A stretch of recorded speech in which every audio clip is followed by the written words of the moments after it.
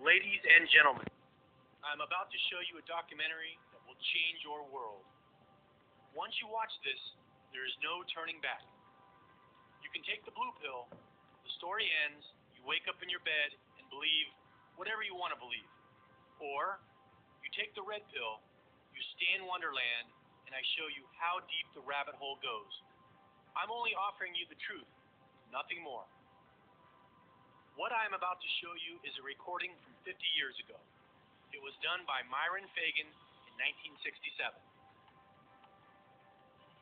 This recording is based off the book Pawns in the Game, which originally came out in 1958, written by William Carr. This book is a must-read for anyone who wants to know the truth and calls himself a truther. I will leave a link down below with a PDF of the entire book. I have said many times in the past that the Illuminati worship Lucifer. Let me show you a segment of the book that proves that point. This is on page 12 of the PDF.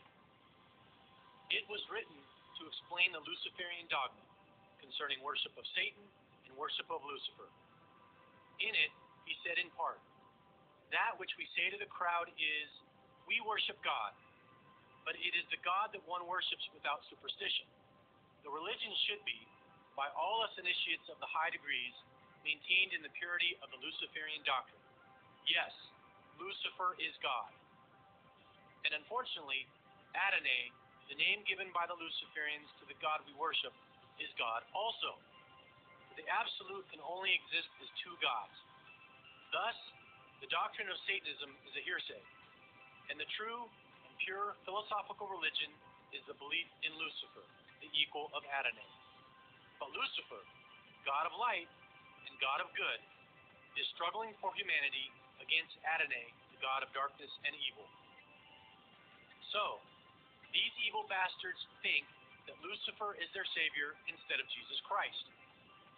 And to those of you who do not believe the Bible is true, well, these Illuminati who run the entire world, they have all the money and all the power. They believe the Bible is true, they just picked the wrong team to be on. So you think you have more knowledge than these Illuminati? You might want to reconsider that. And also, a special thanks goes out to End Times Productions for adding pictures to this recording to make it more relevant to today's audience. I will leave a link to his channel down below. So the key question is, are you prepared to follow the white rabbit? And how far down the rabbit hole are you willing to go? Let's find out. Here's the documentary.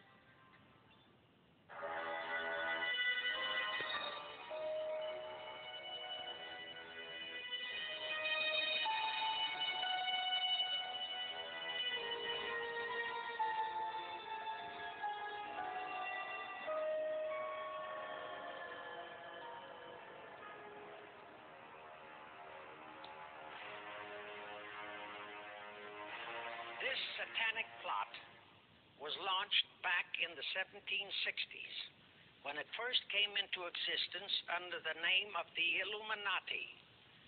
This Illuminati was organized by one Adam Weishaupt, born a Jew, who was converted to Catholicism and became a Catholic priest, and then, at the behest of the then newly organized House of Rothschild, defected and organized the Illuminati. Naturally, the Rothschilds financed that operation. And every war since then, beginning with the French Revolution, has been promoted by the Illuminati operating under various names and guises. I say under various names and guises because after the Illuminati was exposed and became too notorious, Weishaupt and his co-conspirators began to operate under various other names. In the United States, immediately after World War I, they set up what they called the Council on Foreign Relations, commonly referred to as the CFR.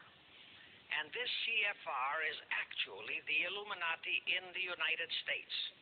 And its hierarchy, the masterminds in control of the CFR, to a very great extent, are the descendants of the original Illuminati conspirators. But to conceal that fact, most of them changed their original family names to American-sounding names.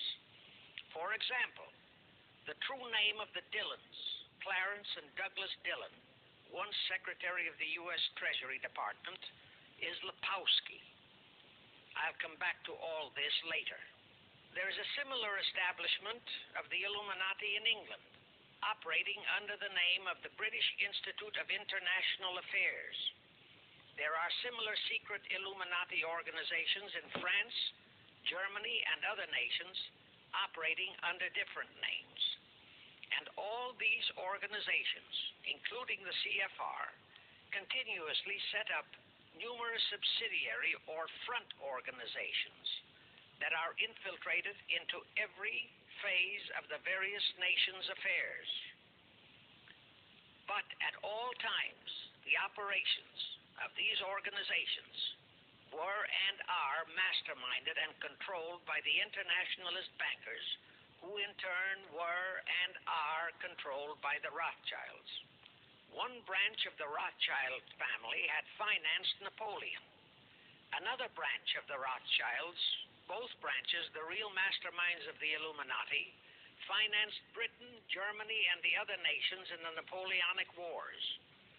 Immediately after the Napoleonic Wars, the Illuminati assumed that all the nations were so destitute and so weary of wars that they'd be glad for any solution. So the Rothschild stooges set up what they called the Congress in Vienna, and at that meeting they tried to create the first League of Nations, their first attempted one-world government, on the theory that all the crowned heads of European governments were so deeply in debt to them that they would willingly or unwillingly serve as their stooges. But the Tsar of Russia caught the stench of the plot and completely torpedoed it. The enraged Nathan Rothschild, then the head of that dynasty, vowed that someday he or his descendants would destroy the Tsar and his entire family. And his descendants did accomplish that very threat in 1917. At this point, bear in mind that the Illuminati was not set up to operate on a short-range basis. Normally, a conspirator of any type enters into a conspiracy with the expectation of achieving his objective during his own lifetime. But that was not the case with the Illuminati. True, they hoped to accomplish their objective during their lifetime. But, paraphrasing The Show Must Go On, the Illuminati operates on the very long-range basis. Whether it will take scores of years or even centuries, they have dedicated their descendants to keep the plot boiling until they hope the conspiracy is achieved. Now let's go back to the birth of the Illuminati. Adam Weishaupt was a Jesuit-trained professor of canon law, teaching in Ingolstadt University when he defected from Christianity to embrace the Luciferian conspiracy. It was in 1770 that the professional moneylenders, the then recently organized House of Rothschild, retained him to revise and modernize the age-old protocols of Zionism, which from the outset was designed to give the synagogue of Satan, so named by Jesus Christ, ultimate world domination, so they could impose the Luciferian ideology upon what would remain of the human race after the final social cataclysm by use of satanic despotism.